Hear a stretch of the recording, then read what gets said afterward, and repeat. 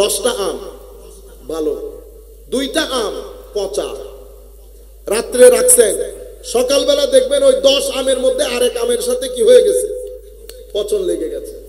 মওলা, আমি তো 10 আমের সুবতের মধ্যে 2 আমকে রাখছি এই 2টা ভালো হয়ে যাওয়ার জন্য। তাহলে এমনি ভালো হয় না, এমনি ভালো হয় না। তাইলে এই 2 আম এই 10 আমকে এফেক্টেড করছে কেন? কারণ পচন ধরেছে, নেগেটিভ এনার্জি। আপনি কি করলেন? আপনি বের হলেন, ঘুরলেন।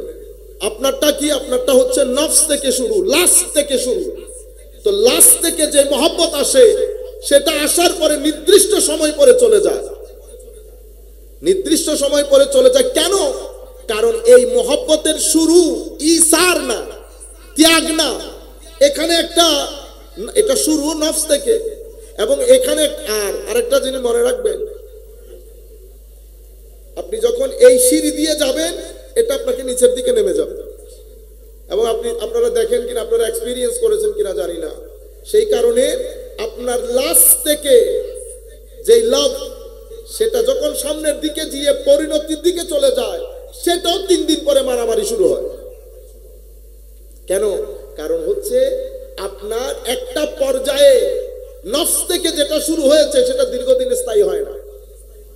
আরেকটা মহব্বত কলব থেকে শুরু হয়, আরেকটা মহব্বত কলব থেকে শুরু হয়। হারেস আল মুহাসিবি বলেন, হযরতে জালালউদ্দিন রুমি বলেন রাদিয়াল্লাহু তাআলা আনহু, এই মহব্বত, এটার শুরু ইসার দিয়ে।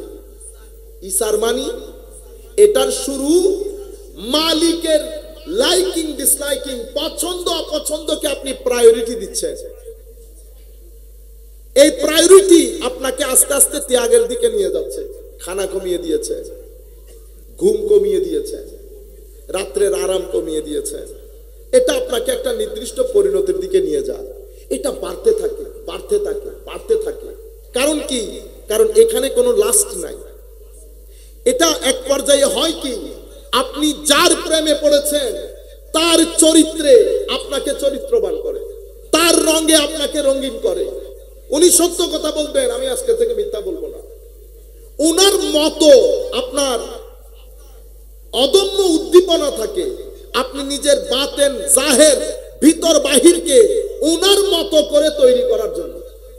এই মহব্বত এক পর্যায়ে আপনাকে জালালউদ্দিন রুমিতে পরিণত করে, এই মহব্বত এক পর্যায়ে আপনাকে ইমাম গাজালিতে পরিণত করে, এই মহব্বত এক পর্যায়ে আপনাকে সাহাল তুস্তারিতে পরিণত করে, মারুফ আল কারখিতে পরিণত করে, হযরতে শাহজালাল ইয়ামানি শাহে আমানতে পরিণত করে। এই মহব্বত বর্তমান সময় পৃথিবীতে সবচেয়ে বেশি প্রয়োজন এই মহব্বতে। পৃথিবীতে টাকা পয়সা ধন দৌলত সবকিছু বাড়ছে, কিন্তু পৃথিবী শান্তি থেকে বঞ্চিত হচ্ছে। আপনারা খেয়াল করেছেন? মা বাবারা, আমরা করি না আমাদের ছেলে মেয়েকে কলেজ ইউনিভার্সিটিতে পাঠানোর জন্য, ভালো স্কুল ভালো কলেজ। প্রত্যেক ছেলে তাদের ভিতরে এই টেন্ডেন্সিটা থাকে, থাকা উচিত। আপনি ছেলেদেরকে জিজ্ঞেস করেন যে লেখাপড়া, এই যে এত লেখাপড়া কি চাচ্ছেন?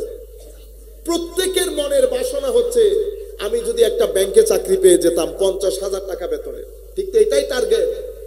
এই জন্য আমি আপনাকে বলছি, প্রথমে আপনি জিজ্ঞেস করেন আপনি কে, আপনি কি, আপনার মিশন কি? আপনার মিশন একটা ভালো চাকরি, ভালো বিশ্ববিদ্যালয়ে ভর্তি। আমি আপনাকে এখন একটা সার্ভে বলি, গবেষণা। গতকাল কি গত পরশু আমি পড়তেছিলাম, আমেরিকান একজন বড় মনোবিজ্ঞানী, সুখ কাকে বলে, শান্তি কাকে বলে, এই রিসার্চকে সামনে রেখে উনি বেশ কিছু মানুষকে ইন্টারভিউ করেছেন। প্রথম ব্যক্তি, আপনার বেতন কত?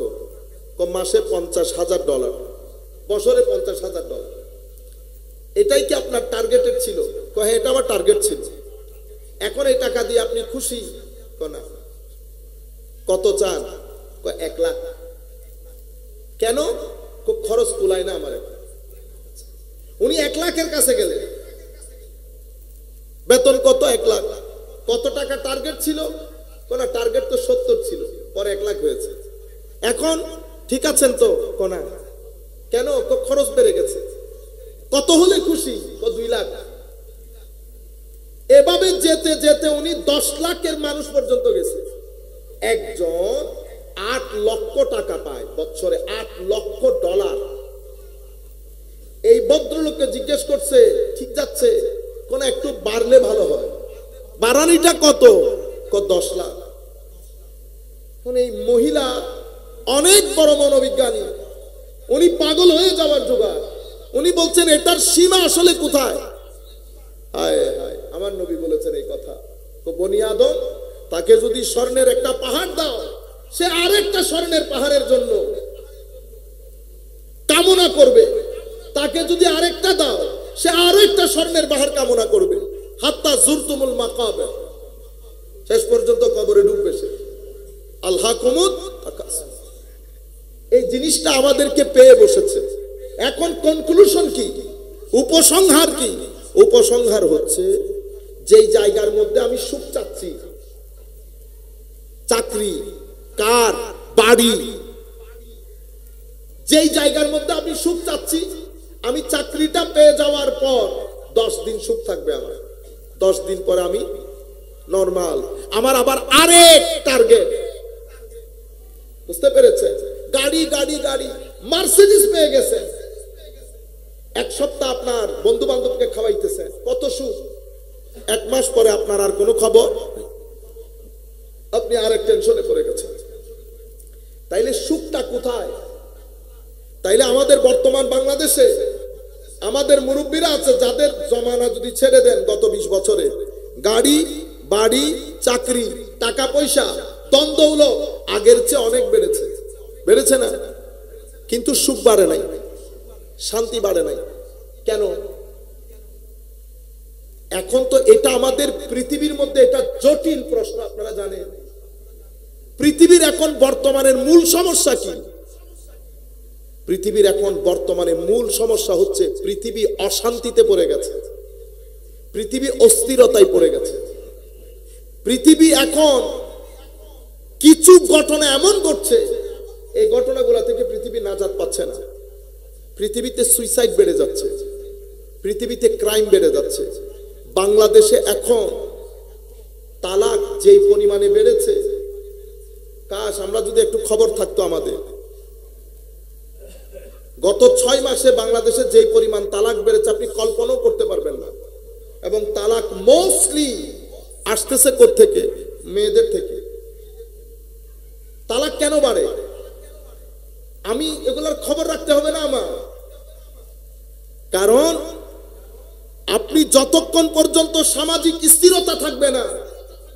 আমার নবী সাল্লাল্লাহু আলাইহি ওয়াসাল্লাম হাদিসে পাকের মধ্যে সবসময় পানা চাইতেন না, ফকর থেকে পানা চাইতেন। যেই গরিবী আপনাকে ফিতনার মধ্যে ফেলে দেবে। নর্থ বেঙ্গলের মধ্যে, সাতক্ষীরার মধ্যে আমরা বলি না, ওখানে কাদিয়ানিজম ছড়িয়ে যাচ্ছে, বাতুলতা ছড়িয়ে যাচ্ছে। কেন? গুরবত আছে, গরিবী আছে, সেখানে এই ধরনের লোকগুলা কাজ করে। একটা ফ্যামিলিতে একজনকে নিয়ে যদি 10,000 টাকা চাকরি দেয়, তো সে আর ধর্মকর্ম মানবে? এই ঘটনাগুলা ঘটতেছে। পরিবার মধ্যে একজনকে নেয়, একটা চাকরি দেয়, ঠিক আছে, তখন সে আমার নবী সাল্লাল্লাহু আলাইহি ওয়াসাল্লাম আখেরি নবী না, তখন তার আখেরি নবী, আউয়ালের নবী, এটা ম্যাটার করতেছে না। বাতুলত ঠিক সেখানে তাদের সব কার্যক্রম ওই জায়গা থেকে পরিচালিত করে। প্রচুর টাকা পয়সা দিচ্ছে, খাওয়াচ্ছে, বড় বড় সেন্টার করেছে। স্বাভাবিকভাবে পুরা পৃথিবীর মধ্যে এখন এই জায়গাতে এসে পৃথিবী থমকে দাঁড়িয়েছে। পৃথিবীর মানুষের কাছে শান্তি নাই। আপনি ডিভোর্স বেড়ে যাওয়া মানে আপনি মানসিক টেনশনের মধ্যে আছেন। মানসিক টেনশন তো আপনার থাকার কথা না, কারণ আপনার সবকিছু বেড়েছে। হ্যাঁ, সবকিছু বেড়েছে, আপনার দিনদারি কমেছে, আপনি নামাজ ছেড়ে দিয়েছেন, আপনি আকীদা লুজ হয়েছে, নামাজ ছেড়েছেন, কোরআনের তিলাওয়াত ছেড়েছেন। 20 কোটি মানুষের মধ্যে 18 কোটি মুসলমান ধরলে 17 কোটি মুসলমান কোরআন শরীফ পড়তে জানে না। 17 কোটি মুসলমান কোরআন শরীফ পড়তে জানে না। সেই সোসাইটির মধ্যে আমরা করি ফতোয়াবাজি। আপনারা বুঝতে পেরেছেন? এবং পরিস্থিতি এত দ্রুত পাল্টে যাচ্ছে, এত দ্রুত। একে তো ডিভোর্স বেড়েছে, এটা পুরো পৃথিবী যুগে বেড়েছে। ডিভোর্স কেন বেড়েছে? কারণ আপনি মানসিকভাবে শান্তিতে নাই। আপনি যখন ডিভোর্স হবে, মানসিক অশান্তি, ডিভোর্স হওয়ার সাথে সাথে 10-12টা ক্রাইম আছে, এটা এমনি বেড়ে যাবে। ঘরের মধ্যে অশান্তির আগুন জ্বলছে, আগুন। কেন? কারণ আপনি শান্তি খুঁজতেছেন টাকার মধ্যে, গাড়ির মধ্যে, বাড়ির মধ্যে। আপনি এই শান্তি খুঁজতে গিয়ে আসল শান্তির জায়গা থেকে সরে গেছেন। সেই কারণে আমি আপনাকে বলছি, আপনি আগে বুঝেন আপনি কে। আপনি বুঝতে চাচ্ছেন না আপনি কে।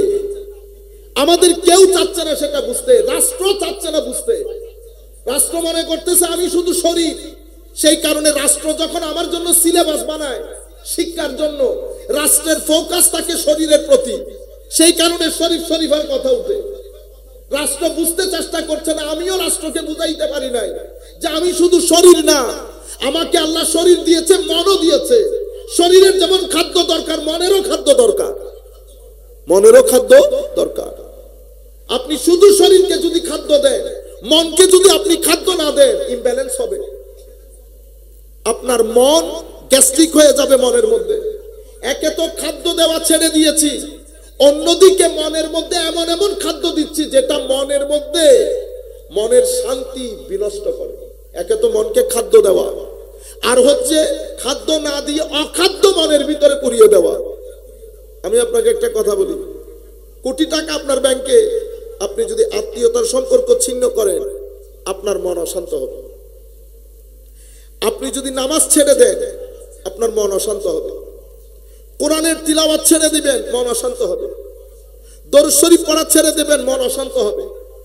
আল্লাহর সৃষ্টি দেখা ছেড়ে দিবেন, মন অশান্ত হবে। রাত দিন আপনি ডিভাইস থেকে রেই আহরণ করবেন, আপনার মন অশান্ত হবে। আপনি যদি মানুষকে আপনার সম্পদ থেকে শেয়ার করা বন্ধ করে দেন, আপনার মন অশান্ত হবে। আপনারা বুঝতে পেরেছেন? এটাকে বলে রুহের খোরাক। আমার পেটের যেমন খোরাক, আমার রুহেরও খোরাক আছে। এখন পেটের খোরাক শুধু খোরাক দিলে হয় না, ভিটামিন, ক্যালোরি, প্রোটিন লাগে। রুহের খোরাকেরও ভিটামিন, ক্যালোরি এবং প্রোটিন আছে। রুহের খোরাকের ভিটামিন হচ্ছে প্রত্যেকদিন আল্লাহর দরবারে তওবা করা। আপনি তওবা না করবেন, আপনার রূহ এই খোরাক থেকে বঞ্চিত হবে, রূহ দুর্বল হয়ে যাবে। তওবা আপনার রূহকে শক্তিশালী করে। তাহারাত, পবিত্রতা, জাহের বাতেনের পবিত্রতা আপনার রূহকে শক্তিশালী করে। মা বাবার খেদমত আপনার রূহকে শক্তিশালী করে। আউলিয়ায়ে কেরামের নিসবত আপনার রূহকে শক্তিশালী করবে। মানুষকে দান করা আপনার রূহকে শক্তিশালী করবে। জিকির ইলাহি করবে। জিকির ইলাহি মানে আল্লাহ আল্লাহ না। রাস্তার মধ্যে হাঁটতেছেন, আইলের মধ্যে হাঁটতেছেন, হঠাৎ করে হয় না আল্লাহ আল্লাহ আল্লাহ। এই যে আপনি রপ্ত হয়েছে, কানেক্টেড হয়েছে, ভিতর থেকে যে আল্লাহ আল্লাহ আসতেছে, সেটা আপনাকে গাইড করবে। পৃথিবীর কোন মানুষ আপনাকে উপদেশ দিতে হবে না হেদায়েতে। যদি আল্লাহ আল্লাহ রাসূলের সাথে রব থাকে, আমার নবী সোনার মদিনা থেকে কন্ট্রোল করবে আপনাকে। আপনি কি ফাইজলামি এগুলা? আপনারা বুঝতে পেরেছেন? দ্বীনের খেদমত যদি খেদমত করে, একটা হচ্ছে দোকানদারি চমকানো, ব্যবসা করা, টাকা পয়সা ইনকাম করা, সেটা আলাদা জিনিস। আর একটা হচ্ছে আমার নবীর বাগানে পানি দেওয়া। আমরা যেমন মালির খবর রাখি, আপনাদেরকে আর কি খুলে বলবো, আমার নবীও মালির খবর রাখে। আমার নবীও মালির খবর রাখে। নতুবা কিতাব, আমরা যেই কিতাব পড়ি অন্যরাও সেই কিতাব পড়ে। আমরা কোনো নতুন কিতাব পড়ি না। হ্যাঁ, এলম কালাম আমাদের অনেক কম, কিন্তু আল্লাহর ইজ্জতের কসম, পৃথিবীর যেই প্রান্তে ছেড়ে দেবে, আমার নবীর বাগানকে আমরা কখনো অসহায় অবস্থায় ফেলে আসবো না। বাংলাদেশ দেখেছে সেটা। আমরা শুধু এখানে তো আপনারা গ্রামে এরকম না, আল্লাহ পাকের মেহেরবানি। বাংলাদেশ তো ছোট্ট দেশ। আল্লাহ পাক এমন এমন জায়গায় আমার নবীর ইশকের কথা আমার এখনো মনে আছে। শিয়াদের স্টেজে দাওয়াত করেছে, গেছি সেখানে। স্টেজের মধ্যে বলতেছে, হুজুর please don't mention the name of হযরত ফাতেমা। ফাতেমা রাদিয়াল্লাহু, না সরি, হযরত আয়েশা। হযরত তো বলতেছে না, আয়েশার নাম নিয়েন না। ওকে, নো প্রবলেম। 10,000 মানুষ বসা, সেই জায়গার মধ্যে আমরা বলতেছি হযরত আয়েশা সিদ্দিকার রিওয়ায়াত যে আমি ফাতেমার মতো সওমের দিক থেকে, ইবাদতের দিক থেকে আমার নবীর মতো ফাতেমা যেরকম সেরকম আর কাউকে দেখি না। এটা আয়েশা সিদ্দিকার বর্ণনা। আল্লামা আয়েশা সিদ্দিকা যদি ফাতেমা রাদিয়াল্লাহু তাআলা আনহা সম্পর্কে দুশমনী পোষণ করত, তাইলে এই হাদিস বর্ণনা করত? আমরা সেই স্টেজের মধ্যে 2 পয়সার পাত্তা দেই নাই, আর আপনি এই স্টেজে পাত্তা দিব। পরে আমাকে একজন এসে বলতেছে, হুজুর আমি না আপনাকে নিষেধ করেছি। আল্লাহ, তুমি আমার শহরের হলে জিন্দেগিতে সাহস করতা না। আমার শহরের যে আমাকে দাওয়াত করছে তারে রেখাও আমি কে? তোমার টাকার জন্য আসছি এখানে। তুমি আমার যদি করাতের মধ্যে ভালাই দাও, আমি তো যা বলার বলে চলে আসব। সেই পরিমাণ নিয়ামত আমার নবীর পক্ষ থেকে আল্লাহ দান করেছেন। তারা কি বলে? চট্টগ্রামের বুকে যেখানে যায় স্টিম রোলার চালাতে চান, বক্তব্যের মুড নষ্ট করে দেন আপনারা। সম্মানিত উপস্থিতি, বলতে চাচ্ছি পরিস্থিতি বোঝার চেষ্টা করি। পরিস্থিতি এখন কি? ইউথ কোথায়? পুরা জাতি কোথায়? ঢাকা শহর কোথায়? আমাদের ছেলেরা ঢাকা শহরে একটা মসজিদ খুঁজে পায় না। বিশ্ব ইজতেমা আমাদের এখানে হয়, পুরা টিভি চ্যানেলের মধ্যে। সুফিদের দেশে মেজবান আমাদের, খায়ে যায় আরেকজনে। একটা আওয়াজ, একটা নেতৃত্ব, যার আন্ডারে আমরা সবাই একীভূত হব। দুইজন নিয়ে আলাদা, তিনজন নিয়ে আলাদা। আপনারা বুঝতে পেরেছেন? বাংলার জমিনে খান বাহাদুর আহসান রাহমাতুল্লাহ আলাইহির উরসে পাকের মধ্যে আপনারা যান, চেক করেন, দেখেন উরস কাকে বলে। আমরা শুধু চট্টগ্রামে উরস করি তা না, লক্ষ লক্ষ লোক, 10 থেকে 12 লাখ লোকের সমাগম। বাংলাদেশের টপ ক্লাসের লোক। এনায়েতপুরে উরসে পাক হচ্ছে, 40 লক্ষ লোকের সমাগম হবে। আপনারা বুঝতে পেরেছেন? বাহিরে আল্লাহ পাকের মেহেরবানি, সুফিয়ায়ে কেরামের দেশ, আল্লাহর ওলিদের দেশ। আমার সাথে আপনার 100 ভাগে 100 ভাগ মিলবে না। আমি 30 ভাগ মিলাই দেখে আমার প্ল্যাটফর্মে আনবো, বাকি 70 ভাগ আমি দেখে নেব। এটা তো সুবতের কারিশমা। কিসের কারিশমা? সুবতের কারিশমা। এই জন্য আউলিয়ায়ে কেরাম আমাদের এখানে অনেক বেশি সফল হয়েছে। কেন? ফতোয়া দিতেন না, সুবতে রাখতেন। কেন? গুড এনার্জি ছিল। রাতের ইবাদত, তাহাজ্জুদের নূর, ইবাদতের নূর, রোজার নূর, সব নূর ভিতরে ধারণ করতেন। যারাই আসতো সুবতের মধ্যে বসতো, ইনফ্লুয়েন্সড হয়ে যেত। আপনি চিন্তা, আমি আপনাকে একটা টেকনিকের কথা বলি।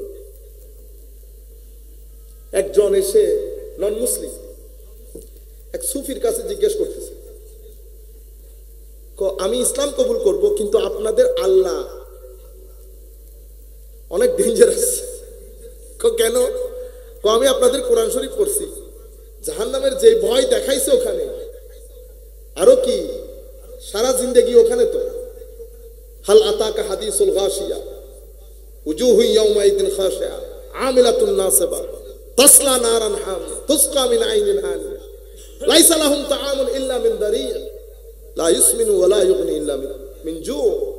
ও পড়ার পরে উনি পড়তেছে, পরে এখন আপনি বলেন, মানে আমি এরকম ডেঞ্জারাস রবের ধর্ম কেমনে কবুল করব?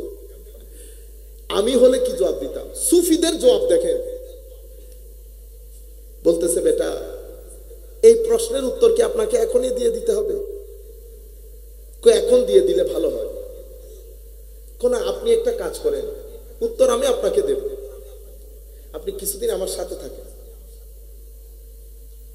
উনি একদিন থাকলেন, উনি অবজার্ভ করতেছেন এই জায়গার মধ্যে কত মানুষ, মুসলিম নন মুসলিম, খেটে খাওয়া মানুষ, রিক্সাওয়ালা মানুষ, উপরের লোক নিচের লোক আসতেছে, খাচ্ছে। ওনার বিহেভিয়ার গুলো অবজার্ভ করতেছে। একদিন পরে উনি বলতেছেন, হুজুর আমি চিন্তা করতেছি আপনার রব এরকম থ্রেট মারে, কিন্তু আপনি পুরা দিন এতগুলা মানুষের সাথে কথা বলেছেন, হুজুর আপনার মুখের স্মাইল মানে মুস্কি হাসিটা তো কোথাও সরে নাই, কোনো টেনশন নাই, কোনো কিছু নাই। ধারাবাহিকভাবে আপনি সকাল থেকে বিকাল, বিকাল থেকে রাত মানুষকে এই আন্দাজে সমীহ করতেছেন, কিন্তু আবার আপনার আল্লাহ জাহান্নামের ভয় দেখায়, এটা কেমনে? তো উনি তখন ডেকে বলতেছে, বেটা তুমি এখন যাকে দেখতেছ সেই একদিন এরকম হয় নাই, তার পেছনে তার একটা মা ছিল, মা দা তোমার আছে এখন আছে। আমার মা প্রত্যেক দিন আমাকে একটা থ্রেট দিত, আজকে যদি তুই এই কাজ না করিস তো তোর পিঠের চামড়া যদি আমি হাতে না তুলি। কিন্তু বিশ্বাস করো আমার মা কোনোদিন আমাকে ব্যাট দিয়ে তো দূরের কথা একটা থাপ্পড়ও দেয় নাই, কিন্তু প্রত্যেকদিন আমার পিঠের চামড়া তুলে নিছে আমার মা। তুমি এখন চেক করে দেখো তো পিঠের চামড়া জায়গায় আছে কিনা। তখন সে বুঝতে পেরেছে, আপনারাও নিশ্চয় বুঝতে পেরেছেন কি বলতে চেয়েছে। মানে আমার মা লাইনে রাখার জন্য কত থ্রেট মেরেছে আমাকে, শুধু আমি যেন লাইনে থাকি। তো আল্লাহ থ্রেট দিয়েছে বান্দা যেন লাইনে থাকে, বেলাইনে না হয়ে যায়। এতটুকুন বুঝছো? বুঝছি। আচ্ছা এখন যদি তোমার মেয়েকে এই জায়গায় তোমার চোখের সামনে তোমাকে পিছমোড়া বাঁধিয়ে কেউ যদি তোমার মেয়েকে অসম্মান করে, তুমি কি ধরনের পানিশমেন্ট? আর আমি যদি তোমাকে বলি তুমি যা মন চাই করো, তুমি কি করবা? আমি ইট দিয়ে তার মাথা ভেঙে ফেলি। আমার আল্লাহ ওই কাজটা করছেন যার কারণে তুমি বলতেছো আমার আল্লাহ ডেঞ্জারাস। আপনারা বুঝতে পেরেছেন? আর কোনো কথা বলে নাই। সে বলতেছে আমি কি, আপনারা ইসলাম কবুল কেমনে করে? তুমি কি ইসলাম কবুল করতে চাচ্ছ? হ্যাঁ। হয়ে গেছে। পরে তুমি এখানে আসো, আপনি সুফিদের কাজ, আরেক ব্যক্তি এগুলো এখনো জিন্দা আছে, আমি মরে গেছেন এরকম এখনো জিন্দা আছে, একই ব্যক্তি যিনি এই কাজটা করেছেন উনি বলতেছেন উনি অসম্ভব মদ খেতেন। আমি তাকে বললাম এটা ছাড়লেন কেমনে? হুজুর ওই অমুক আছে না। আমি ওনাকে বললাম হুজুর আমি একটু আপনার সাথে থাকতে চাচ্ছি, আপনার কাছে আসবো? তুমি আমাকে টেলিফোনে বললেন আসো। হুজুর আমি তো আবার এটা খাই পানির মতো, না খেয়ে পারবো না। তো হুজুর আমাকে বলতেছেন 3 ঘন্টা একটু স্টপ করতে পারবো না? কোন 3 ঘন্টা না 3 মিনিট পারতেছেন, আপনি 3 ঘন্টার কথা বলতেছেন। হুজুর বলতেছে আচ্ছা নিয়ে আসো সাথে। ইংল্যান্ডের দেশ, ঠান্ডার দেশ, উনি পকেটে ভরে লং কোট পরে আসছে, বড় মানুষ তো। হুজুর বলতেছে ওনারা আমার পাশে একটু বসতে দেন। হুজুরের পাশে বসতে 3 ঘন্টা ওয়াজ হয়েছে, বিশুদ্ধ বার্তা, দর্শের তাসাউফের দর্শ চলতেছে। 3 ঘন্টা পরে আমি ভুলেই গেছি আমি, অথচ আমার পকেটের মধ্যে আমি সুফিয়াই কেরামের স্টাইল মানে তাদের মেথোডোলজি বলতেছি, কি আন্দাজে একদিনে সফল হয়েছে এরা। পুরা বাংলার জমিনে দ্বীন ইসলামের পতাকা এভাবে উড্ডীন করা। কালকে আমি এক জায়গার মধ্যে যাচ্ছিলাম চাঁদপুরে, ঢাকা চাঁদপুরের মাঝখানের জায়গা, ভাইদেরকে বলতেছিলাম আমি আসরের নামাজ শেষ করে আমার মনে হচ্ছে এই মসজিদ অনেক পুরনো, ভিতরের চৌহদ্দিটা আমার মনে হচ্ছে এখানে নিশ্চয়ই কোনো আল্লাহর ওলি আছে, যেহেতু পুরানো মসজিদ, একেবারে আকবরীয় আমলের, বিশাল বিশাল দেওয়াল। একজনকে ডেকে জিজ্ঞেস করলাম যে এই মসজিদ কতদিন আগে? হুজুর এখানে একটু লেখা আছে। আমার লেখা দেখলাম এখানে মাজারও আছে, মাজার খুঁজে পাইতেছে। মসজিদ কাদের দখলে বুঝতে পারতেছেন আপনারা? আরেকজনকে জিজ্ঞেস করল হুজুর মাজার আছে ভিতরে, এসছে কয় বছর আগে? 700 বছর আগে। মাজার বন্ধ, লাইট অফ, দরজার মধ্যে তালা লাগানো। আমি 10-12 মিনিট 25 মিনিট যেটা ছিলাম বিশুদ্ধ, সেই 20-25 মিনিটের মধ্যে ছাগল আসছে, টাকা পয়সা আসছে, দান বক্সের দান ঠিক ঠিক মতো নিচ্ছে। আরে বেটা আমারে দেখলে কেউ 10 টাকা দিবে? এটা আউলিয়াই কেরামের শান। কারণ এনার্জি, যেটা এনার্জি নূর যেটাকে আমরা বলি, আধুনিক সায়েন্স যেটাকে পজিটিভ এনার্জি বলে, মানুষের ক্ষয় আছে, এনার্জির কোনো ক্ষয় নাই। এনার্জির কোনো ক্ষয় নাই। এনার্জি যেখানে লাগাবেন সেখানে থাকবে। এনার্জির যদি ক্ষয় হতো তো এনার্জির যদি ক্ষয় হতো তো মেরাজের মধ্যে এতগুলো আম্বিয়া মসজিদ আকসার মধ্যে কি করেছে? আমাদের নামাজ যে 50 ওয়াক্তের নামাজ 5 ওয়াক্ত হয়েছে, মুসা আলাইহিস সালামের মাধ্যমে হয় নাই। তো আপনারা এই জন্য আমাদের ভাইরা মেরাজ নিয়ে কোনো ডিসকাশন করে না। কিছুদিন আগেও আমাকে বলতেছেন যে মেরাজের ডেট নিয়ে আপনারা শুধু শুধু এটারে 27-26 রজবের রাত বলেন, এটা আপনারা করেন। এই মেরাজের ডেট নিয়ে অনেক একতলাপ আছে, তাহলে একতলাপ আছে। মেরাজ ঘটনা তো ঘটছে, কোন ঘটনা তো ঘটছে, কিন্তু একতলাপ তো আছে। একতলাপ বাদ দেন। আপনার দৃষ্টিতে, আমার দৃষ্টিতে যদি জানুয়ারিতে হয়, আপনার দৃষ্টিতে ফেব্রুয়ারিতে, মার্চে, এপ্রিলে, মেতে, জুনে ঘটছে তো ঘটনা। যেই তারিখে ঘটছে সেই তারিখে করেন। তারিখ নিয়ে তো মারামারি নাই। আমিও তো বলতেছি একতলাপ আছে, আমি এজমা যেটা সেটা করতেছি। তুমি যদি মনে করো এটা রমজান শরীফে হয়েছে, তুমি রমজান শরীফে করো। মেরাজ তো হয়েছে, এতটুকু তো বিশ্বাস করো। তো তারপরে কি আছে? তারপরে রুহানিয়তের ভিতরে আসে। তারপরে কি আসে? কোন শরীর যায় না, রু গেছে। কি আজীব তামাশা।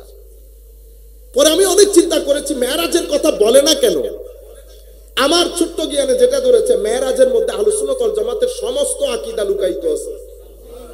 আপনি মেরাজ মানলে নবীর নূর মানতে হয়। মেরাজ মানলে নবীর নূর মানতে হয়। মেরাজ মানলে আম্বিয়ায়ে কেরাম সশরীরে কবরে জীবিত, এটাও মানতে হয়। আম্বিয়ায়ে কেরাম শুধু জীবিত না, হুঁশ নিয়ে জীবিত। নতুবা মুসা নবী কবরের মধ্যে আমার নবীকে সালাম দিত। আপনারা বুঝতে পেরেছেন? মেরাজ যদি মানেন, আমার নবীর যে একটা হাকিকত আছে সেটাও মানতে হবে। নতুবা ফাকানা কাবা কাউসাইনা ও আদনার তাফসীর করতে পারবেন না। আমার নবীর নূরানিয়তে মুস্তাফা, এটা আপনাকে মানতে হচ্ছে। ফজিলতে মুস্তাফা মানতে হচ্ছে। শানে মাহবুবিয়ত মানতে হচ্ছে।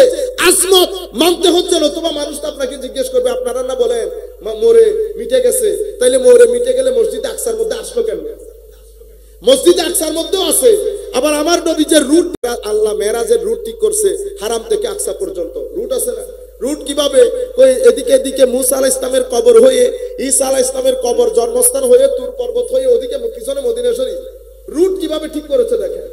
মদিনা শরীফ নামাজ পড়েন, এটা আপনার যায় হিজরত। তাইলে বোঝা যাচ্ছে গুরুত্বপূর্ণ দিন, গুরুত্বপূর্ণ জায়গায় নামাজ পড়া, এটা আমার নবীর সুন্নাত। এটা ঈসা আলাইহিস সালামের জন্মস্থান, নামাজ পড়তে বলেছে। এটা তুর, নামাজ পড়তে বলেছে। তো তুরে নামাজ পড়বো, ঈসার জন্মদিনে নামাজ পড়বো। আমার নবীর মেরাজের দিনে নামাজ পড়লে অসুবিধা আছে? না পড়েন। তো আপনারা নামাজ নাই, আল্লাহ নামাজ না থাকলে না পড়েন। তো আপনারা তো রোজা রাখেন, আল্লাহ আমি রাখি না, আপনারা রাখেন না, রোজা না রাখেন। আরে ভাই, মেরাজ তো আছে, আপনি এগুলা নিয়ে মেরাজকে কেন না করতেছেন? আপনি রোজা রাখিয়েন না, ইবাদত করিয়েন না। তারিখ নিয়েও ঝামেলা আছে। জানুয়ারিতে হয়েছে তো না ফেব্রুয়ারিতে? একটা ডেট তো বলেন। কি আজীব। পরে আমি চিন্তা করছি, আমার মাথা কাজ করতেছিল না, এরা মেরাজকে ইগনোর করে কেন? পরে আলটিমেটলি পাইলাম যে আসলে ঘটনা হচ্ছে, মেরাজ ইগনোর করার কারণ, মেরাজ একটা প্যাকেজ, এটা সুন্নিয়তের আকীদার প্যাকেজ, আপনাকে মানতে হচ্ছে। সেই কারণে অফি রাখেন, অফি রাখেন। আরো আজীব বিষয় হচ্ছে কি দেখেন, মেরাজকে আমার আল্লাহ প্রথমে হারাম থেকে আকসা নিয়ে গেছে না? আমার আজীব লাগে, আমি মাঝে মাঝে চিন্তা করি, কারণ আল্লাহ তো, আকসা তো আল্লাহর মিশন ছিল না। আল্লাহর মিশন তো উপরে নিয়ে যাওয়া, আয়াতে সুবহানি দেখানো। কিন্তু আল্লাহ এটা করলেন কেন? আবার মেরাজকে আমার আল্লাহ 3 ভাগে ভাগ করে ফেললেন। হারাম টু আকসা, আকসা টু সিদরা, সিদরাতুল আমাকা, ফাকানা কাবা কাউসাইনি ওয়া আদনা। 3 সেশনে ভাগ করেছেন। এবং মেরাজের বাহন আল্লাহ এক বাহন করেন নাই। হারাম থেকে আকসা পর্যন্ত বুররাক, অসংখ্য উলামায়ে কেরামের অভিমত হচ্ছে বুররাক দিয়ে নিয়ে গেছে। বুররাক একটা নুরানি যানবাহন। আবার আকসা থেকে প্রথম আসমান পর্যন্ত মেরাজ একটা নুরানি সিঁড়ি। আমার নবী বলছেন, এত সুন্দর সিঁড়ি আমি আমার জীবনেও দেখিনি। এই নুরানি সিঁড়ি করে প্রথম আসমান, তো প্রথম আসমান থেকে অসংখ্য নুরানি ফেরেশতাদের পালকের মধ্যে চড়ে আমার নবী সিদরা পর্যন্ত গেছে, আরশ পর্যন্ত।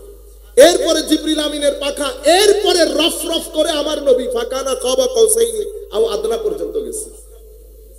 কিন্তু প্রশ্ন হচ্ছে, হেরেম থেকে আকসা পর্যন্ত কেন করলেন? আজীব বিষয়। ওলামায়ে কেরাম বলছেন হায় হায়, হেরেম থেকে আকসা যদি না করত, কারণ মেরাজের পরবর্তী অংশ যেটা, সেটাকে ভেরিফাই করার কোনো সুযোগ নাই। কারণ উপরের মেরাজ কেউ কি দেখছে উপরে কি হয়েছে? উপরটা ভেরিফাই করার কোনো সুযোগ নাই।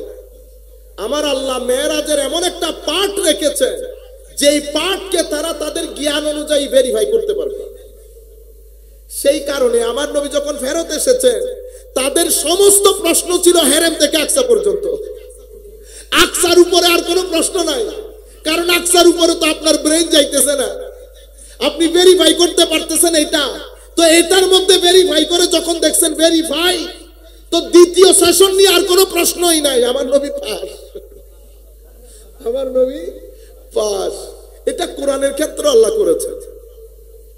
কোরআন যে আল্লাহর কিতাব, এটা যদি আমি এখন পৃথিবীর যে কোনো জায়গায় নিয়ে যাই, সবাই বলবে আখিরাতের কথা, আল্লাহর কথা, কিয়ামতের কথা, এটা তো কেউ আর চোখে দেখতেছে না, ভেরিফাই করার কোনো সুযোগ নাই। সেই কারণে আমার আল্লাহ কি করলেন, কোরআন শরীফের মধ্যে আধুনিক বিজ্ঞান সম্পর্কে কিছু কথা বলেছে। এগুলাকে পৃথিবীর মানুষের মাইন্ড, ব্রেইনের কাছে ছেড়ে দিয়েছে, ভেরিফাই করে দেখ। মানব সৃষ্টির কথা বলেছে, পৃথিবী সৃষ্টির কথা বলেছে, পৃথিবী ধ্বংসের কথা বলেছে, বিভিন্ন পলিসির কথা বলেছে। এগুলো মানুষ ভেরিফাই করে দেখতে পারে। এটা যখন ভেরিফাই করে দেখবেন, তো আপনি কবরটাকে, আর কবর তো ভেরিফাই করতে পারছেন না, আপনি যদি কবরটাকে না বলেন, তো আপনি আমার আল্লাহ কোরআনে পাকের মধ্যে দুনিয়া সম্পর্কে যেটা বলেছে সেটাকে আগে মিথ্যা প্রতিপন্ন করতে হবে। এটা যদি মিথ্যা না হয় এটা মিথ্যা হবে না, এটা যদি সত্য হয় এটাও সত্য হবে। এটা ভেরিফাই করবেন, এটা মেনে নেবেন। আপনারা আমার কথাটা বুঝতে পেরেছেন? মানব সৃষ্টি, মানব কেমনে সৃষ্টি হয় কোরআন একেবারে দাপে দাপে বলেছে। আপনারা বুঝতে পেরেছেন? তো এটা ড্রপ, এরপরে মুদগা, এরপরে এরপরে এরপরে এভাবে ডেভেলপমেন্ট হয়। পৃথিবী এভাবে ডেভেলপমেন্ট হয়েছে। আপনি কবর নিয়ে কথা বলিয়েন না এখন, কারণ কবর ভেরিফাই করার কোনো সুযোগ নাই। আপনি এটা ভেরিফাই করতে পারবেন। আপনি এখন এই জিনিসগুলা দেখে বলেন যে কোরআন বিজ্ঞান সম্পর্কে, মানব সৃষ্টি সম্পর্কে যেগুলা বলেছে সেগুলা মিথ্যা বলেছে, তাইলে কবরেরটা অটোমেটিক্যালি মিথ্যা হয়ে যাবে, কিয়ামত অটোমেটিক্যালি মিথ্যা হয়ে যাবে। আপনি বলতেছেন এই কথা কোরআন এই সম্পর্কে যে কথা বলেছে এটা তো বেমেসাল, সুতরাং পরেরটা অটোমেটিক্যালি আপনাকে মানতে হচ্ছে। ঠিক কলমার মধ্যে আল্লাহ একই কাজ করেছেন, লা ইলাহা ইল্লাল্লাহ। আরো বলতেছেন আশহাদু, বলেন নাই? এখন আপনি বলতেছেন আমি সাক্ষ্য দিচ্ছি আল্লাহ ব্যতীত কোনো ইলাহ নাই। এথিস্ট আপনাকে জিজ্ঞেস করতেছে সাক্ষ্য দিলেন, আপনি চোখে দেখছিলেন? তো চোখে না দেখে সাক্ষ্য দিতে পারে? ধরা খেয়ে গেছি না? আমার আল্লাহ একই কাজ কালমার মধ্যে করেছে, লা ইলাহা ইল্লাল্লাহ। ভেরিফাই করার কোনো সুযোগ নাই। কেন? কারণ আল্লাহর কোনো মিছিল নাই, উপর নাই, নিচ নাই, ডান নাই, বাম নাই, শনিবার নাই, রোববার নাই, টাইম নাই, স্পেস নাই, শুরু নাই, শেষ নাই, নাই নাই নাই, আকৃতি, প্রকৃতি, গঠন। আমার আল্লাহ ছিলেন, কোনো কিছুই ছিল না। কোনো কিছু বলতে কোনো কিছু না, টাইম না জায়গা, না উপর না নিচ, না ডান না বাম। অতঃপর আমার আল্লাহ সৃষ্টি করেছেন। সৃষ্টির আগে যেমন ছিলেন, সৃষ্টির পরেও ঠিক তেমন আছেন। লাইসা কামিসলিহি শাই, কোনো মিছিল নাই। আমার আল্লাহ শুধুমাত্র আপনার আপনার ধ্যান ধারণা থেকেও পবিত্র। আপনি ধ্যান ধারণার মধ্যেও আনতে পারবেন না আল্লাহ কিরকম। সেই কারণে মেরাজের শুরু যে আয়াত দিয়ে করেছে, আয়াতের শুরুতে আমার আল্লাহ বলেছে সুবহান। সুবহান মানি আমরা সেই কারণে আহলুস সুন্নাহ ওয়াল জামাতকে বলি আসহাবুত তানজিহ। আমরা আসহাবুত তাজসিমও না, আসহাবুত তাশবিহও না। আমরা আল্লাহকে শরীর মানি না, শরীরের অংশ মানি না। আমরা আসহাবুত তানজিহ, তানজিহ মানি আমরা আল্লাহ কোন কারো মতো এরকম ধ্যান ধারণা থেকেও আল্লাহ পুত পবিত্র। সেই কারণে আল্লাহ সুবহান দিয়ে আয়াতের শুরু করেছেন। হে মানুষ কখনো মনে করিও না আমার, সেই কারণে সুবহানও বলেছেন, আব্দিহিও বলেছেন। অথচ আমার আল্লাহ কোরআনের কোন জায়গায় আল্লাহর হাবিবের নাম পর্যন্ত নেন নাই, কিন্তু এই জায়গার মধ্যে সুবহান বলে আপ বলেছে। কেন? সুবহান দিয়ে পৃথিবীর কিয়ামত পর্যন্ত আগত মুসলমানদের কনসেপচুয়াল ক্লারিটি করে দিয়েছেন।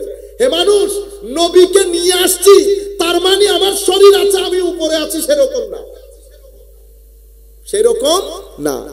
আব্দিহি, মাওলা আব্দ বললেন যে কই তো পূর্বে দেখেছি রুহুল্লাহ বলাতে ঈসাকে তোমরা আমাদের পুত্র বানিয়ে দিয়েছো, কেউ উজাইরকে আমার পুত্র বানিয়ে দিয়েছে।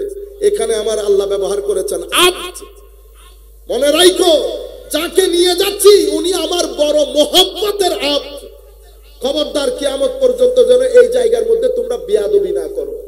সুবহান বলে নিজের পবিত্রতার বর্ণনা দিয়েছে, আব্দ বলে আল্লাহ বুঝাতে চাচ্ছে যাকে নিয়ে যাচ্ছি উনি খালেক না মাখলুক, তবে আব্দিহি।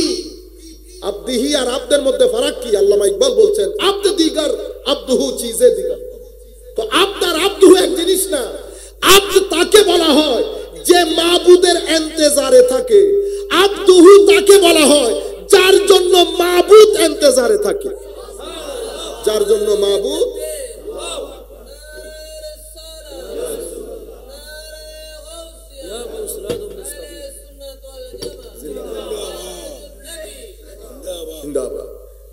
সেই কারণে আব্দিহি, তা আল্লাহ বলেছেন আব্দ, আপনি বলতেছেন রু। আপনি কি বলতেছেন? রু। তো এখানে যদি রু হয় তো কোরআনের আরেক আয়াতে যে আল্লাহ বলেছেন আব্দুহু ইজা সাল্লা, তুমি দেখো নাই আমার বান্দা নামাজ পড়তেছে, তো সেই আব্দুনের অর্থ কি রু হবে? এখানে যদি রু হয় তো ওখানেও তো রু হবে না। ওখানে রু না, ওখানে জিসিমা রু একসাথে, শুধু এখানে রু। ইন্না লিল্লাহ পড়তে হয় তাইলে। সুবহানাল্লাযী আসরা বিআবদিহি। সেই কারণে আমার আল্লাহ আয়াতের শুরু করেছেন সুবহান দিয়ে, যেন আপনাদের মাথার ভিতরে না আসে যেহেতু উপরে তুলে নিয়েছেন, তো উপরে যেহেতু তুলে নিয়েছেন হয়তো আল্লাহ উপরে আছেন। কোনা আসহাবুত তনজি বানিয়ে দিয়েছেন আমাদেরকে সুবহান দিয়ে, এক সুবহানের ভিতরে লাইসা কামিসলিহি শাই বিআবদিহি সুবহানাল্লাযী। আর আয়াতের ঢং দেখেন, সুবহান পবিত্রতা, আল্লাহ নিজে বলতেছে যে ঘটনা ঘটেছে এটা ওয়াও, মালিক বলতেছেন অতীব আশ্চর্যজনক ঘটনা। যিনি নিয়ে গেছেন তার বান্দাকে, বলতে পারতো না আমি নিয়ে গেছি। আয়াতের মধ্যে অ্যাড্রেসটা 3 জায়গায় 3 ভাবে পরিবর্তন হয়েছে। সুবহানাল্লাযী, পবিত্রতা, মহানত্ব সেই মহান সত্তা যিনি নিয়ে গেছেন তার বান্দাকে, যিনি নিয়ে গেছেন। লাইলা মিনাল মসজিদিল হারাম ইলাল মসজিদিল আকসা আল্লাযী বারাকনা হাওলা, আল্লাযী বারাকনা হাওলা, যে আকসার চতুর্পার্শ্বকে আমরা বরকতমণ্ডিত করেছি। আল্লাহ একবার বলেছেন যিনি, আর এখানে বলতেছেন আমরা। আবার পরের আয়াতে বলতেছে ইন্নাহু, নিশ্চয় তিনি, ওমা যিনি আমরা তিনি, যিনি আমরা তিনি, মানে আয়াতের মধ্যে আশ্চর্যের বর্ষণ তৈরি করেছে আল্লাহ, আশ্চর্যের বর্ষণ তৈরি করেছে আমার আল্লাহ। তো সেই আমার আপনারা বেশি করেন, তো বেশি করব না। আমার নবীর দিদারের মেরাজ, আর আমার জন্য সেই দিন খুশির মেরাজ। আমাদের কিসের মেরাজ? ও খুশির মেরাজ। আমার নবীর মেরাজ নসিব হয়েছে, আমরা খুশি করব না। কার কাছ থেকে শিখেছি? আমার নবীর ইথিওপিয়ান সাহাবায়ে কেরামের কাছ থেকে শিখেছি। মেরাজের আমার নবী যেই দিন হিজরত করেছেন, ইথিওপিয়ান সাহাবায়ে কেরাম তাদের এলাকার কালচারাল টুলস নিয়ে মসজিদে নববীর মধ্যে তারা তামায়ুল করে রাকস করত, ইয়ারকুসু। তারা তাদের ঢোল, তাদের যে কালচারাল যে দম, সেটা বাজিয়ে বাজিয়ে রাকস করে করে তারা বলতো মুহাম্মাদুন আব্দুন সালেহ, মুহাম্মদ সাল্লাল্লাহু আলাইহি ওয়াসাল্লাম আল্লাহর বড় প্রিয় বান্দা। হায় হায়, আমার নবী হযরত আয়েশা সিদ্দিকা বলতেছেন আমি নবী সাল্লাল্লাহু আলাইহি ওয়াসাল্লামের কাঁধে ভর করে আমি দেখতেছি আমার নবী, আমাকে, আমার বয়সও কম, আমার নবী বলতেছেন আয়েশা হয়ে গেছে, আমি বলতেছি আরেকটু দেখি। তখন আমার নবী এক সাহাবীকে ডেকে বলতেছেন ওরা ইথিওপিয়ান ভাষায় কথা একটা বলতেছে, এটা কি একটু আমাকে বলো তো। তো উনি এসে বলতেছেন ইয়া রাসূলুল্লাহ, ওনারা বলতেছেন রক্স করতেছে তো মুহাম্মাদুন আব্দুন সালেহ, তারা তাদের মতো করে করতেছে। আপনারা বুঝতে পেরেছেন? সেই কারণে আহলুস সুন্নাহ ওয়াল জামাত পুরো পৃথিবীর বুকে, এমন না যে শুধু বাংলাদেশ, ইন্ডিয়া, পাকিস্তান, পুরো পৃথিবীর বুকে। তো যেটা বলতে চাচ্ছিলাম, এখন লা ইলাহা ইল্লাল্লাহ আমিও দেখি না, আপনিও দেখেন না, ভেরিফাই করতে পারতেছেন? একবার দেখি তো আল্লাহ কেমন, দেখতে কেমন, আছে কিনা, ভেরিফাই করার কোনো সুযোগ নাই। এতটুকুন করতে পারবেন, যেহেতু আমি মাতুরিদি আহলে সুন্নাত ওয়াল জামাত, সেহেতু আমি আমার ইমামের প্রতি সর্বোচ্চ শ্রদ্ধা জানিয়ে বলতেছি যে হ্যাঁ, আমার ইমাম হক বলেছেন, আকল দিয়ে, ব্রেইন দিয়ে আমি বুঝতে সক্ষম যে একজন কর্তা আছেন, আকল দিয়ে আমি বুঝতে সক্ষম। কিন্তু এর বাইরে আপনি ভেরিফাই করার কোনো সুযোগ নাই। আল্লাহ ভেরিফাই কেমনে করব? মেরাজকে তো সুবহানাল্লাযী আসরা মিনাল মসজিদিল হারাম আকসা দিয়ে করে ফেললাম। কোরআন শরীফকে আমরা সৃষ্টি দিয়ে, মানব সৃষ্টি, দুনিয়া সৃষ্টি দিয়ে ভেরিফাই করলাম। লা ইলাহা ইল্লাল্লাহর ভেরিফিকেশন কি? লা ইলাহা ইল্লাল্লাহর ভেরিফিকেশন মুহাম্মাদুর রাসূলুল্লাহ। লা ইলাহা ইল্লাহকে ভেরিফাই কেমনে করবে? লা ইলাহা ইল্লাল্লাহর ভেরিফাই করতে হলে ওখানে যাও, কোথায়? মুহাম্মাদুর রাসূলুল্লাহ। সেই কারণে সূরা ইখলাসের মধ্যে আমার আল্লাহ তাওহীদের আগে কুল এনেছে, কুল রিসালাত এনেছে। কেন? রিসালাতকে ভেরিফাই করে, রিসালাত যদি এস্টাবলিশ হয়, তাওহীদ এস্টাবলিশ হয়ে যাবে অটোমেটিক্যালি।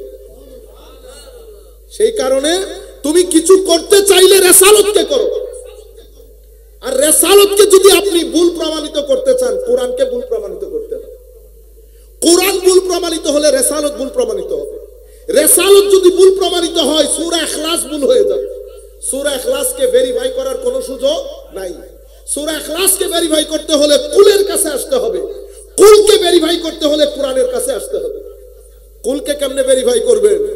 কুল 40 বছর, অতঃপর 23 বছর, 63 বছর আমার আল্লাহ কুলা ছেড়ে দিয়েছেন মক্কার কাফেরদেরকে। কি বলেছেন? লা আমরুকা, আমি আমার নবীর পুরো জীবনের কসম খাচ্ছি, 40 বছর কাফেরদের সামনে তোরা 40 বছরের টর্চ লাইট দিয়ে খুঁজেছে আমার নবীর কোনো দোষ পায় কিনা। আপনারা কি মনে করেন আবু জাহেল, আবু লাহাব আমার নবীকে এমনিতে ছেড়ে দিয়েছে? পাগল হয়ে গেছে। আমার নবীর 40 বছরের জিন্দেগি কোন বিন্দু ক্ষুদ্রাতি ক্ষুদ্র কোনো দোষ পাওয়া যায় কিনা? তারা যদি পাইতো, পাগল করে ছেড়ে দিত উম্মতকে। কিন্তু 40 বছর কেউ বলে নাই, কোন ইহুদিও বলে নাই। আমাদের মুসলমানরা বলতেছে নবীর 40 বছর আমাদের জন্য অনুকরণীয় না, তাও বাংলাদেশের জাতীয় মসজিদে বসে। সেই জায়গার মধ্যে আপনাদের এই ক্ষুদ্র ছেলে সেই জায়গার মধ্যে সুন্নিয়তকে রিপ্রেজেন্ট করেছে। এখন আপনারা যদি আমার পিছন ধরে রাখেন, আমি বলতেছি ধরে রাখেন, এম্বারাসমেন্ট করে ফেলেন, কিন্তু মনে রাখবেন যার খেদমত করি তিনি খুশি আছেন। বুঝতে পেরেছেন? আমি তো আপনারা সামান্য মানুষ, যতগুলো মানুষ এখানে হয়েছেন আমরা ঘর থেকে বেরোলে এর চেয়ে বেশি মানুষ হয়ে যাবে। কিন্তু আল্লাহ পাকের মেহেরবানি, উম্মত বলতেছে 40 বছর, 40 বছর বলে অনুকরণীয় না। ও বেটা, 40 বছর অনুকরণীয় না, 40 বছরে যদি বিন্দু পরিমাণ কিছু পাইতো, এরা আমার নবীর আরামের ঘুম হারাম করে ফেলতো না। 40 বছরও তোদের সামনে, 23 বছরও তোদের সামনে, এই 63 বছর হচ্ছে তাওহীদের ভেরিফিকেশন। সেই কারণে কুল, সেই কারণে ভেরিফিকেশনকে কি বলেছে? কদ জাআকুম বুরহানুম মির রাব্বিকুম। এটা তাওহীদের বুরহান, তাওহীদের বুরহান, একটার সাথে একটা সম্পৃক্ত। এটা ভেরিফাই করলে রাসূলুল্লাহ, রাসূলুল্লাহর ভেরিফাই করলে কোরআনে পাক। সেই কারণে এই তিনটা একসাথে থাকে। যখন কোরআনে আল্লাহ বলেন না লা তা'বুদুনা ইল্লা লিল্লাহ, তা আপনি মনে করতেছেন শুধু আল্লাহর ইবাদত। মুফাসসিরিনে কেরাম বলতেছেন ওয়া ইজ আখাযনা মিসাকা বনি ইসরাঈলা লা তা'বুদুনা ইল্লাল্লাহ, আল্লাহ বনি ইসরাইল থেকে ওয়াদা নিয়েছে তারা যেন আল্লাহ ছাড়া কারো ইবাদত না করে। কোরআনে পাকের মধ্যে যখন লা তা'বুদুনা ইল্লাল্লাহ আসবে, মুফাসসিরিনে কেরাম বলতেছেন সেখানে তিনটা জিনিস থাকবে। লা তা'বুদুনা ইল্লাল্লাহ মানে আল্লাহর ইবাদত হবে না, নবীর আনুগত্য হবে, কোরআনের আনুগত্য হবে। এই তিনটা জিনিস এটার ভিতরে থাকবে, কারণ নবীর আনুগত্য ভাবে আল্লাহর ইবাদত সম্ভব না। যাই হোক, যেখান থেকে আমরা চলে এসেছি আমরা আমাদের বক্তব্য শেষ করে দেই। হুজুরও বসা, হুজুরও চলে যাবেন, শরীর খারাপ। আমরা যেটা বলতে চাচ্ছিলাম যে এখন উম্মত, পৃথিবী একটা করুণ পরিস্থিতির মধ্যে আছে। আপনি পুরা দিন ঘুরে নেগেটিভ এনার্জি নিয়ে যখন আপনার বাসায় ঢুকলেন, আপনার বাসায় তো আসছে, আপনার সংস্পর্শে যেই এসেছে, ছেলে, মেয়ে, মা, বাবা, আপনি আপনার অজান্তে আপনার ভিতরের যে নেগেটিভ শক্তি সেটা তাদের সিনার ভিতরে ঢুকিয়ে দিয়েছেন। কি করেছেন জানেন? ওই 2 আম যেমন 10 আমকে নষ্ট করেছে, আপনি 1 আম আপনার ঘরের 10 আমকে নষ্ট করে দিয়েছেন। সেই কারণে আমার আল্লাহ বলেছেন, ইয়া আইয়ুহাল্লাযীনা আমানু কু আনফুসাকুম, আগে তুমি তোমাকে বাঁচাও। কিভাবে? তুমি আগে তোমাকে ইসলাহ করো, তরবিয়ত দাও, নূর আহরণ করো, ইবাদত রিয়াজত করো, বুঝো, অতঃপর তাদেরকে তরবিয়ত দাও। কিন্তু আমরা এই যে আমাদের ঘরের মধ্যে অস্থিরতা কেন বেড়ে যাচ্ছে? কারণ নেগেটিভ এনার্জি বাড়ার সাথে সাথে আপনি যখন এনার্জি বন্টন করবেন, অটোমেটিক্যালি আমার ওয়েদার পরিবর্তনে, আমার এই ওয়েদার বাইরে থেকে আমি যখন ভাইরাস নিয়ে সর্দি হয়েছে, ঘরে এসেছেন, আপনার মাধ্যমে আরো 10 জনের সর্দি হয়েছে। সর্দি হতে কেউ দেখে না, কি জিনিস দিয়েছেন কেউ দেখে না। এটাও সেই আপনি ভিতর থেকে নেগেটিভ ফোর্স দিয়ে দিয়েছেন। আপনি যখন হারাম খেয়েছেন, জুলুম করেছেন, প্রতারণা করেছেন, হিংসা করেছেন, আপনি যখন ঘরে ধরেন আমি অনেক বড় লোক, একেবারে আমাকে দেখতেছেন না, এখন মনে হচ্ছে না বুজুর্গ, এটা আপনি বাইরে থেকে না দেখতেছেন, ভিতর থেকে আমার সঙ্গ আপনার জন্য কি বিনাশী, সর্বনাশী, না আমার সঙ্গ আপনার জন্য উপকারী, সেটা বুঝবেন কিভাবে? যখন আমার সঙ্গের আসার সাথে সাথে আপনার সিনার ভিতরে কেমন কেমন লাগবে, চোখ ভিজে যেতে চাইবে, ইবাদত করতে দিল চাইবে, ভিতর থেকে কেমন যেন ইচ্ছে করে অহংকার, হিংসা, বিদ্বেষ এগুলারে সমুদ্রে নিক্ষেপ করি। খাস একটা মহব্বত ভিতরে যখন দানা বাঁধবে, বিশেষ করে চোখ ভিজে যেতে চাইবে, তো বুঝতে পারবেন আমার ভিতরে পজিটিভ এনার্জি আছে, সেটা আপনাকে এফেক্ট করেছে, অথবা আপনার ভিতরে পজিটিভ এনার্জি আছে, সেটা আমাকে এফেক্ট করেছে। কিন্তু মোস্টলি আমরা সবাই, আমরা যদি আমাদের একদিনকে মনিটর করি, তো দেখবেন আমরা নিজে বুঝতে পারবো আমার এখানে পজিটিভ না নেগেটিভ। আফামান শারাহাল্লাহু সাদরাহু লিল ইসলামি ফাহুয়া আলা নূরিম মির রাব্বি। আমাদের মনের খাদ্য দেবেন যদি সিনার ভিতরে নূর আনতে চান। এটা যদি না করেন, পজিটিভ নেগেটিভ এনার্জি যখন বেড়ে যাবে, ঘরের অস্থিরতা বেড়ে যাবে, শান্তি নষ্ট হবে, শরীর নষ্ট হবে। মনে রাখবেন, রু যদি দুর্বল হয়, এটা শরীরকে দুর্বল করে ফেলে। এটা আমি বলছি না, বিজ্ঞানও একই কথা বলছে। রু দুর্বল হলে শরীর দুর্বল হবে। সুতরাং আসেন রুকে শক্তিশালী করি। রুকে শক্তিশালী করতে হলে আমার নবীর আনিত বিধান বাদে আপনি রু শক্তিশালী করতে পারবেন না। রুকে শক্তিশালী করতে হলে নামাজ দোয়া করতে হয়। মনে রাখবেন, পৃথিবীতে ডাক্তাররাও বলে না আমেরিকার তুলনায় আমাদের স্বাস্থ্য ব্যবস্থা অনেক খারাপ। আমিও বলতেছি স্বাস্থ্য ব্যবস্থা অনেক খারাপ, কোনো সন্দেহ নাই। রুর ব্যবস্থা পৃথিবী তাদের চেয়ে আমাদের শক্তি অনেক বেশি। আপনারা বুঝতে পেরেছেন? মানে স্বাস্থ্য ব্যবস্থা আমেরিকার তুলনায় আমারটা খারাপ, ঠিক, কিন্তু রুর ব্যবস্থা, রুর শক্তি, রুহের স্বাস্থ্য, মনের স্বাস্থ্য, মানসিক শরীর, তাদের চেয়ে আমাদেরটা 100 গুণ ভালো। আপনারা বুঝতে পেরেছেন? শুধু মুদ্রার 1 পিঠ শোনানো হয় আমাদেরকে, আরেক পিঠ কেউ শোনায় না। মানসিক দিক থেকে আমাদের মানসিক স্বাস্থ্য ইউরোপের তুলনায় 100 গুণ ভালো। সেই কারণে আমাদের এখানে ছেলে বের হয়ে স্কুলের মধ্যে এরকম ব্রাশ ফায়ার করে 14 জন মেরে ফেলে না। আপনারা বুঝতে পেরেছেন? মানসিক স্বাস্থ্য আমাদের অনেক ভালো। আমরা ইচ্ছে করে মানসিক স্বাস্থ্যগুলো নষ্ট করে দিচ্ছি। এই ধরনের দিবস কতগুলো নেই। সেই কারণে যে কোনো কারণে হোক, উলামায়ে কেরাম আমাদেরকে যে নিজাম দিয়ে গেছেন, মেরাজ, সামনে শবে বরাত, নেগেটিভ শক্তি আপনার এখানে থাকবে। শুধু আপনি যদি ওইটার উপর কনসেন্ট্রেট করেন, তাহলে তো সামনে মুভ করতে পারবেন না। কিছুদিন পরে শবে বরাত শুরু হবে, নেগেটিভ শক্তি যেটা আছে সোসাইটির মধ্যে নাই নাই নাই নাই। এখন আপনি যদি আছে আছে আছে আছে এটার দলিল দেয়, তো আছে না এর মধ্যে তো দুনিয়া শেষ। আছের দলিল দিতে হয় না। আপনি এই দিবসগুলাতে নূর আহরণ করার চেষ্টা করেন, বেশি বেশি কোরআন পড়বেন, বেশি বেশি তওবা করবেন। হুজুর এরা না বলে, না বলতে দেন, না বলার লোক কিয়ামত পর্যন্ত থাকবে। আপনারা বুঝতে পেরেছেন? পেট যতক্ষণ আছে খিদা লাগবে, তাই বলে কি শুধু ভাতের কথা বলবে, রুটি খাবো না, ভাজি খাবো না? কারণ আমার তো শুধু এই চাউলের ভিটামিন দিলে হবে না, আমার অনেক ভিটামিন দরকার। আপনারা বুঝতে পেরেছেন? এখানে পজিটিভ শক্তি, নেগেটিভ শক্তি, নেগেটিভটা বাড়তেছে। তাই বলে কি আমরা শুধু জায়েজ না জায়েজের মধ্যে থেকে যাব? কোনো দরকার নাই। যারা বলবে নাই কো নাই, তুই করিস না, দরকার নাই। আপনি কোথায় কনসেন্ট্রেট করবেন? আপনি তিলাওয়াতে কোরআনের মধ্যে, আপনি তওবা করেন বেশি বেশি করে, নামাজ শবে বরাত আসতেছে, নিজেদেরকে তৈরি করেন, আস্তে আস্তে মসজিদমুখী হন। এই দিবসগুলো আমাদেরকে দেয়, এটা সিজন, আমের সিজন আসে না, আমের সিজন সবসময় আসবে না, যা আছে সিজনের মধ্যে ধরে নেন। এরপরে মাহে রমজান শরীফ আসতেছে, এগেই নেগেটিভ শক্তি, তারাবি তারাবি তারাবি তারাবি একটা আওয়াজ উঠবে, আপনি কানেও নেবেন না, এগুলাকে থাকতে দেন। এটা একটা বিশেষ ষড়যন্ত্র, এটা একটা বিশেষ একটা সিস্টেম। হঠাৎ করে ছেলে একটা আপনাদের এখানে আসবে, এসে জুমার মসজিদে দাঁড়াবে, সবাই যখন নামাজ পড়তেছে সে পড়বে না, সে বসে থাকবে। ইমাম যখন খুতবা দিতে উঠবে সে এমনি করে লাফ দিয়ে উঠবে, এমনি করে দৌড়ে পারে হাসরাইয়া পুরা দুনিয়াকে দেখানোর জন্য যে নামাজ এরকমও আছে। মিনাল জিন্নাতে, মিনাল জিন্নাতে। এবং এটা আমার আখেরি কথা, শয়তানের ওয়াসওয়াসা বড় খতরনাক। কুল আউযু বিরাব্বিন মালিকিন ইলাহি, এরপরে ওয়াসওয়াসা, আল্লাহ আশ্রয় কামনা করছি কার কাছ থেকে? বিরাব্বিন নাস থেকে, কুল কায়নাতের রব, মালিকিন নাস কুল কায়নাতের মালিক, ইলাহিন নাস কুল কায়নাতের সিজদার মালিক। তিনটা বড় আজিম শক্তির কথা উল্লেখ করে পানা চাইতেছেন একটা জিনিস থেকে। কয়টা জিনিস থেকে? তাইলে বুঝতে পারতেছেন এটা কত শক্তিশালী ওয়াসওয়াসাটা। তিনটা শক্তি উল্লেখ করেছেন তো, রুবুবিয়ত, মালিকিয়ত, উলুহিয়ত। সূরা ফাতিহার মধ্যে 5টা ছিল, উলুহিয়ত, রুবুবিয়ত, রহমানিয়ত, রহিমিয়ত, মালিকিয়ত।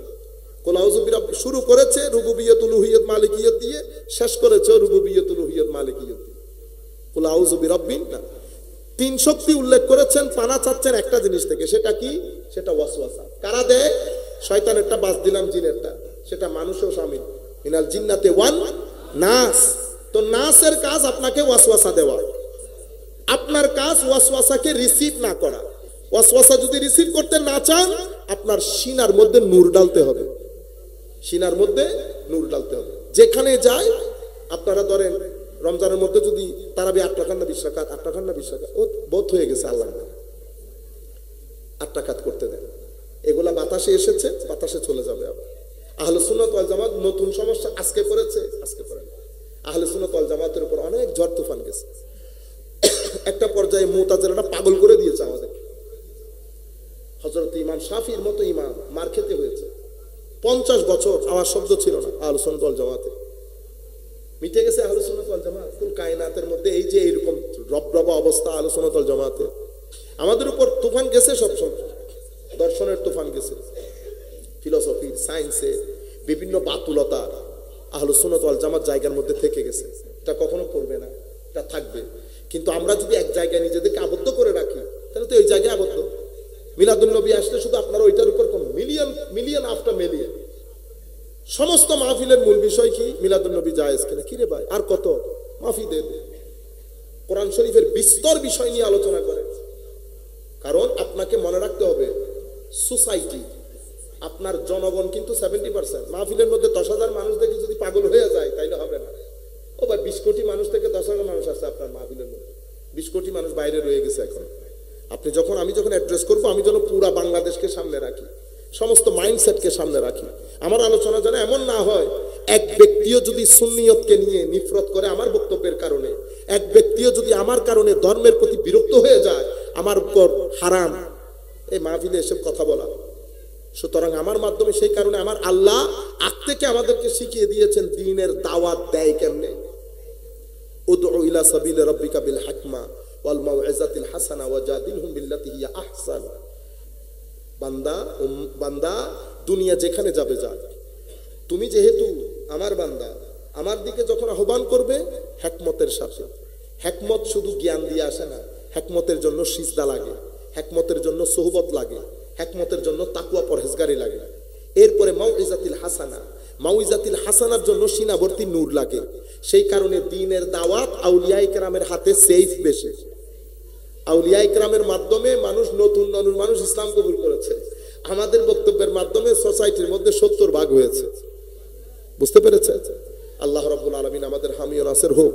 মাওলাই করিম আমাদেরকে কবুল করুক। আল্লাহ রাব্বুল আলামিন আমাদেরকে ফিতনার এই জমানায় ফিতনা থেকে হেফাজত করে যেন আল্লাহ রাসূলের ইশক মুহাব্বত, সাহাবা ইকরামের আদব, আহলে বাইত রাসূলের আদব, আউলিয়া ইকরামের নিসবত, এই জিনিসগুলো নিয়ে আমরা চলতে পারি যেন।